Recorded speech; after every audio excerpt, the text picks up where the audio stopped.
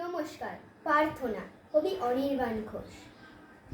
সরস্বতী বিদ্যা দেবী, মা গো তোমার কাছে আমার কিন্তু অনেক কথাই বলার মতো আছে। সেসব কথা শুনবে তুমি? বলছি তবে শোনো। পড়ায় আমার ভালোই মাথা, সন্দেহ নেই কোনো। এই বছরে পরীক্ষাতে মাত্র 2 নম্বরে একটা অঙ্ক ছেড়েছি, তাই বকবে অমন করে। মায়ের সে কি চিল চেঁচানি, শুনতে তো যে তুমি। কেবল বকে আমার নাকি বেড়েছে দুষ্টুমি। দুষ্টুমিটা করবো কখন? আমার কত কাজ। যেমন ধরো, 7 সকালে মা ডেকে দেন বকে। ঘুম কি অত সহজে যায়? লেগেই থাকে চোখে। তারপরে যে বিচ্ছিরি দুধ, বিচ্ছিরি বিস্কুট, হুড়মুড়ি এই তৈরি হয়, স্কুলে দাও ছুট। ফিরেও বুঝি স্বস্তি আছে?